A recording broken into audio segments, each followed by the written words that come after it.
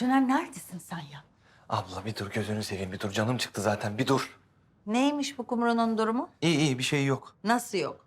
Bu kılık kıyafeti değiştirmeler, otobüse binmeler filan. Ne bileyim işte ya böyle bohem hayat arayışı diyeyim sen anla. Ay ne kadar banal. Gitsin o zaman o Himalayalara filan yerleşsin ya. Baymasın bizi. Ben de öyle dedim. Git dedim. Bir bırak bizi dedim. Sal bizi dedim. Bir rahat bırak dedim. Hı, iyi demiş. Neyse konumuz bu değil. Bak sen şimdi Esra'nın evini buluyorsun. Onun evden çıkmasını bir şekilde engelliyorsun. Gerisini ben ayarladım. Nasıl engelleyeceğim? Yani en iyi çözüm bence arabasını öğrenip önüne çıkamayacağı şekilde bir kamyon falan park etmek. Ablacığım ya sitede oturuyorsa nasıl gireceğim siteye ben kamyonla? Tamam işte. O yüzden evini ve arabasını öğreneceksin. Öğren. Zaten benim birilerinin özel bilgisini bulduğum kadar kimse bir şey bulmamıştır. Yani bir konuşsam Wikileaks yanında solda 0 kalır. Neyse tamam ben bir araştırma yapacağım şimdi. Tamam hadi.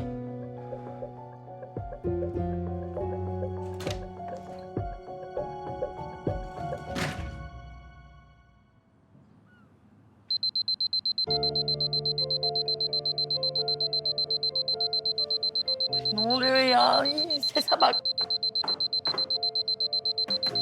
Bu ses ne ya? Ay, saate bak. Kim kalkar bu saatte spora gider bu insanlar? Manyak mı ya?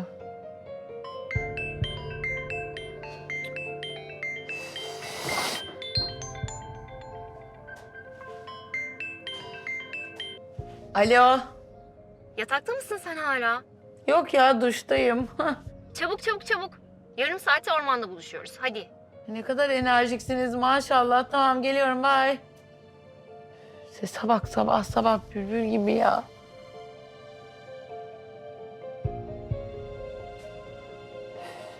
İşte azabı çektiriyor insana.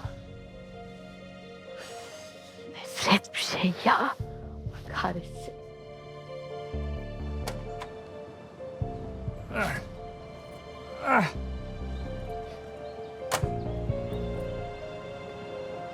Mis.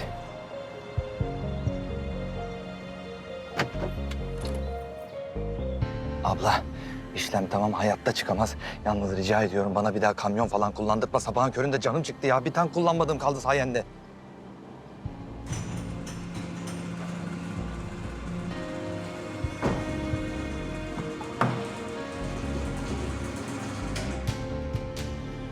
Bu ne ya?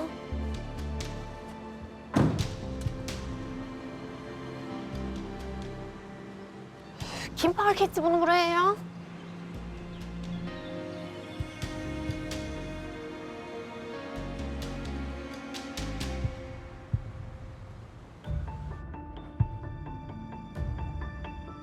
Ay inanmıyorum.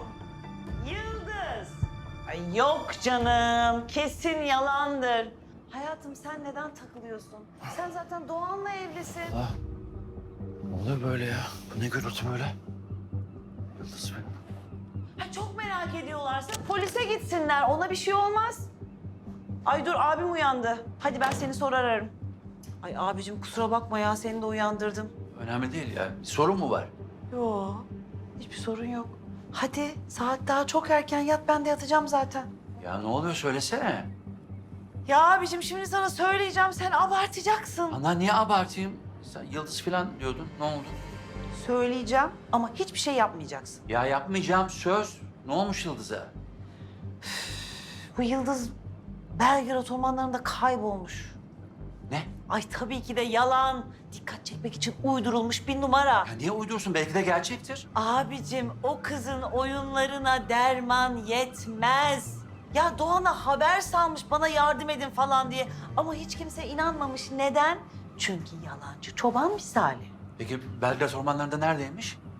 Dur koşu parkuru mu varmış? Aman neyse canım bize ne ya? Ne demek bize ne ya? Allah Allah. Abicim nereye Allah aşkına ya? Ya Handan karışma sen bana. Allah Allah.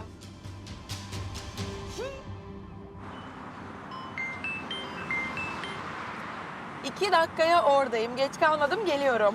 Yıldız, evin önüne bir kamyon park etmiş. Arabayı çıkaramıyorum. Çekici çağırdım ama yetişemeyebilirim.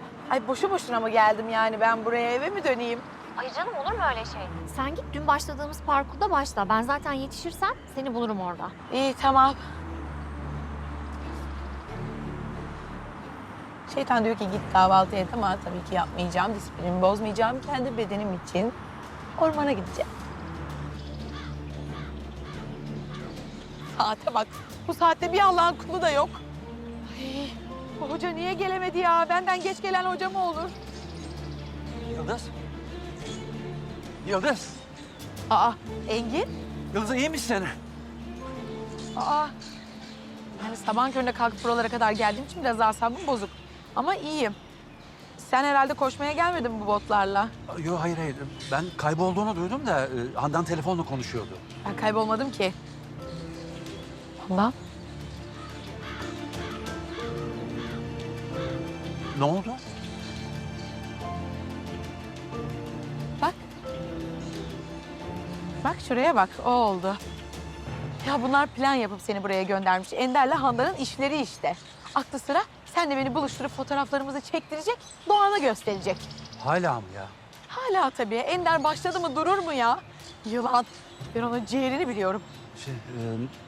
Doğan'la ben konuşsam? Senin hiçbir şey yapmana gerek yok. Ben onların haklarından geleceğim. Sen şimdi gel biz gidelim. Ben anlatacağım sana. Allah ya. Vallahi korktum ben de ya. Yılanlar. Ya kaybolacağım gündüz gözü zaten. Sen de hemen inanıyorsun, safsın. Bu artık bardağı taşıran son damla oldu. Bak sinirim tepeme çıktı. Bu Ender Engin de senin nişanının sahte olduğunu ortaya çıkarmadan rahat etmeyecek. Ablacığım sen de şöyle yap, karşı atak yap. Bütün doğruları söyle ve her şey bitsin gitsin. Ha oldu doğruları söyleyeyim de ben sana demiştim Doğan diye havasını atsın. Asla izin vermem böyle bir şeye. Ne yapacağız peki kızım? Engin'le konuştuk biz aslında ciddi kararlar almaya hazırız. Alın. Yok. Yok, hayır. Ya Zeynep ben daha bir şey söylemedim ki. Ben anladım ama. Zeynocuğum bir ablanı dinlesen bak anlatıyor ha. Ya Zeynep zaten sahte nişan yaptın, sahte evlilik yapsan ne olacak ya? Ablacığım siz delirdiniz mi? Bence soru yok. Bence sorun çok. Ya her şey sahte olacak tamam mı? Sahte bir nikah memuru, sahte bir evet, sahte bir imza, sahte fotoğraflar. O kadar yani geçecek tiyatro oyunu gibi düşün. 5 dakikalığına. Yıldız. Yalvarıyorum bak, düşmanlarımı sevindirme. Siz kardeş kardeş konuşun. Tamam ben bir Aysel'e bakıp geleyim. Bak gerçekten seni evlendirecek halim yok. Sahteden imzayı at, sahte evlen sonra bir ay sonra ay anlaşamadılar deriz sıyrılır gideriz ya. Sadece oyunculuk yani. Sen seversin hem dizileri falan.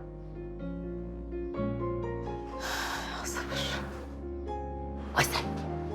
Bana gidip hemen Emir'le Seda'yı buluyorsun. Şurada dışarıda benimle buluşsunlar tamam mı? Kimseye de bir şey çaktırmasınlar söyle. Hadi hızlı. Tamam efendim.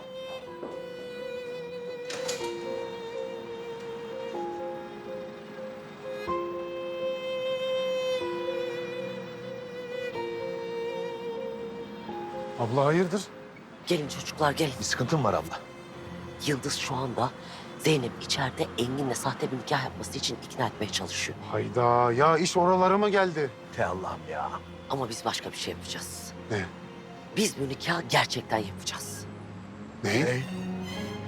Onlar yalandan evlendiklerini zannedecekler. Ama nikah memurda imzalarda gerçek olacak. Ablası biz onu nasıl yapacağız ya? Vallahi bilmiyorum çok az zamanımız var. Kafa kafaya verip düşünmemiz lazım. Bu nikah gerçek olacak. Engin'le Zeynep evlenecek ve benim 2 kızım da artık kurtulacaklar.